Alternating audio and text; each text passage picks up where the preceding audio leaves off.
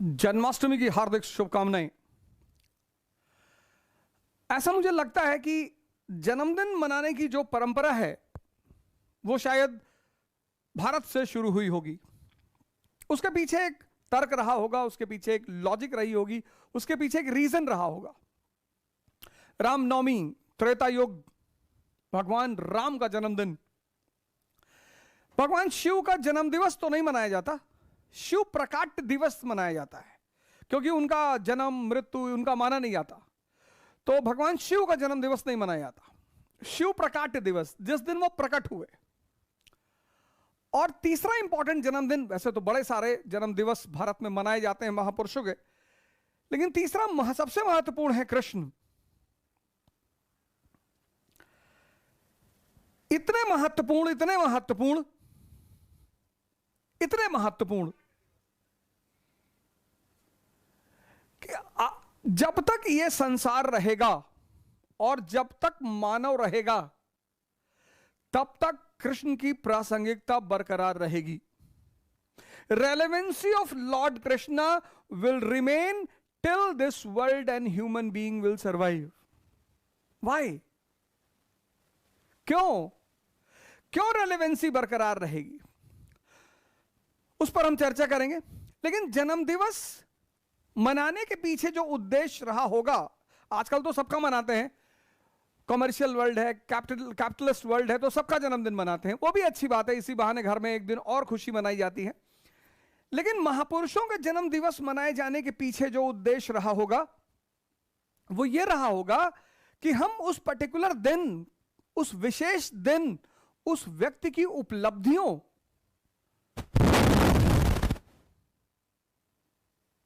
उस व्यक्ति के महान होने के कारणों की चर्चा करें। चर्चा मतलब एक प्रसंग घर में हो जाए, एक कथा घर में हो जाए, उनके जीवन के महत्वपूर्ण पहलुओं पर चर्चा हो जाए। आज सुबह से मैं देख रहा हूं बड़े सारे मैसेज रोटेट हो रहे हैं, एक गाली से 99 गाली तक बर्दाश्त करने वाले, और फिर 100 गाली पर हत्या करने वाला ही कृष्ण हो सकता है। सर, ये सब रोटेट करना बहुत आसान है। मैंने कहा ना कि जब तक यह संसार रहेगा और जब तक मानव रहेगा तब तक कृष्ण की प्रासंगिकता बनी रहेगी। क्यों? चरवाहा, यहां से जीवन शुरू होता है तो राजघराने से, लेकिन जीवन यहां से शुरू होता है। चरवाहा, शेपर्ड, और आकर रुकता है भगवान पर।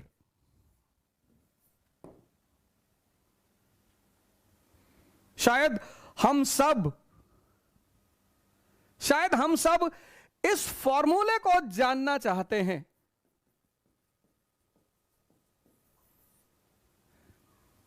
हम सब, कितने मित्र सिर्फ तैयारी कर रहे हैं आईएएस बनने की, IAS, PCS, SSC, banking, army, वहां परेशान है।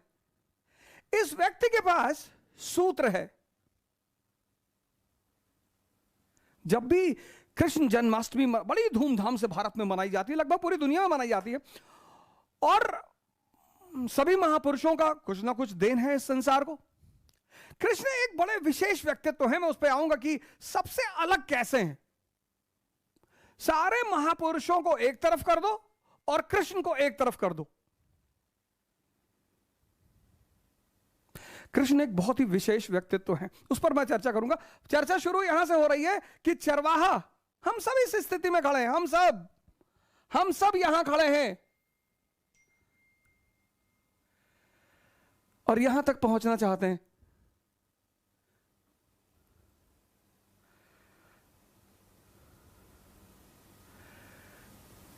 कैसे? कोई फॉर्मूला तो होगा।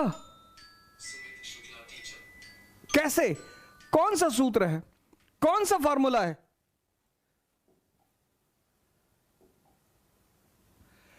ये देखिए, आज की कहानी यहां से शुरू होगी।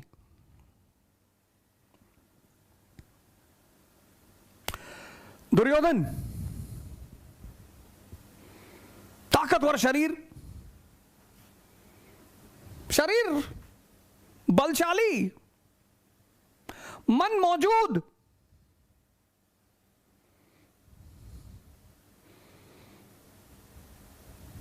लेकिन अंत स्थिति।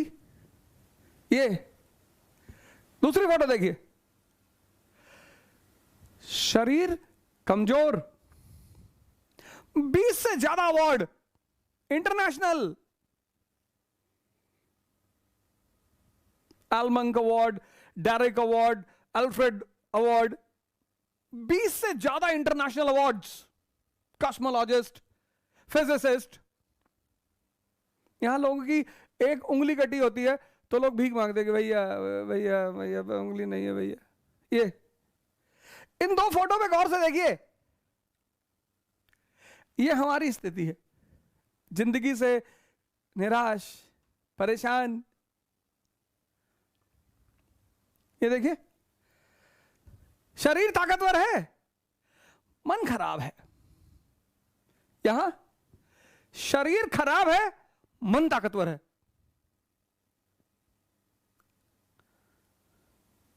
यानी जिंदगी जो जीवन है उसमें सबसे अहम रोल है मन का, फिर शरीर का।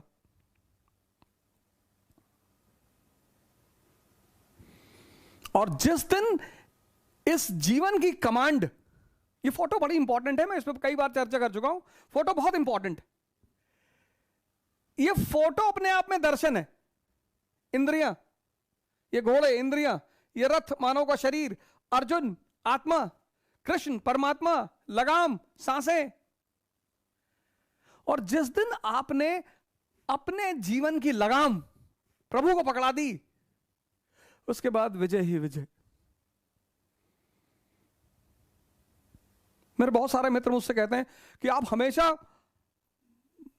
बात करते हैं ध्यान की, योग की, साधना की। सर, ये देश उसी पर टिका हुआ है। इस देश का मूल सिद्धांत ध्यान और योग, भारत ज्ञान।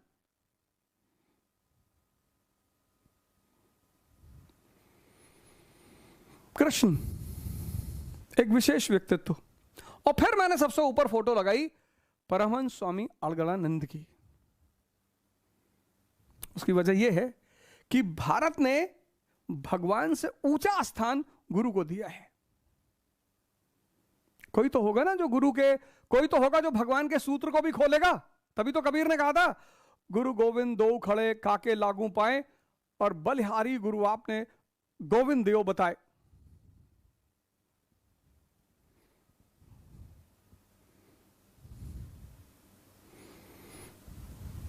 ध्यान मन को मजबूत करेगा, और योग शरीर को, और एक शक्तिशाली मन और एक शक्तिशाली शरीर ही इस जीवन रूपी संघर्ष का सामना कर सकती है। अब कहानी शुरू ऐसे होती है